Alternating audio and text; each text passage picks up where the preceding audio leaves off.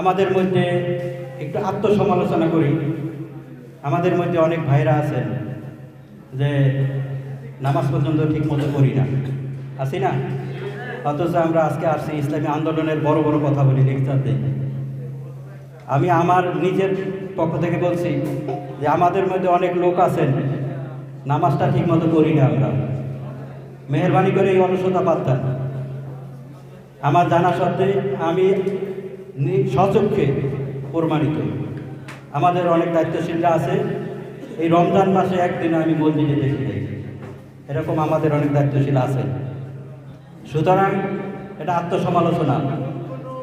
আমাদের সমালোচনা আমরাই করব, আমাদের সমালোচনা যদি বাইরে আর কেউ করতে পারে না। এমন একটা ইসলামী রাজনীতি দল করি যেই দলের মধ্যে কোনো ভুল ত্রুটি অন্যায় প্রকাশ করবে, এটা আমি চাই না। সুতরাং দায়িত্বশীলদের হাতে পায়ে ধরে বলছি, আপনার সংগঠন যদি ভালো লাগে তাহলে সংগঠন করার মতো করবেন। আর আপনি সংগঠনের নাম দিয়া বলবেন যে আমি ইসলামী আন্দোলনের অমুক শাখার অমুক দায়িত্বশীল, আর আপনার দ্বারা অন্য অন্য সংগঠনের লোক আমাদের কাছে বলবে যে কী দল করে, আপনার অমুক শাখার অমুক সভাপতি, সেক্রেটারি, সাংগঠনিক বিভাগ নামাজ পড়ে না, কিসের দল করেন, আপনারা বড় বড় কথা বলেন। এই সমস্ত অভিযোগ জানি আমাদের কানে আসে না।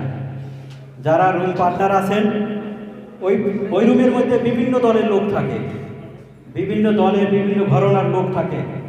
আজকে তারা যদি 5 ওয়াক্ত নামাজ মসজিদে যায় বলতে পারে, তা আমি পারবো না কেন?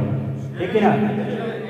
এমন কোনো অভিযোগ জানি না আসে যে আপনাদের সংগঠনের লোক নামাজ পড়ে না, ঠিকমতো 5 ওয়াক্ত নামাজ আমাদের যায় না। অন্তত শুক্রবার তো দেখা হওয়ার কথা ছিল, ঠিক কিনা?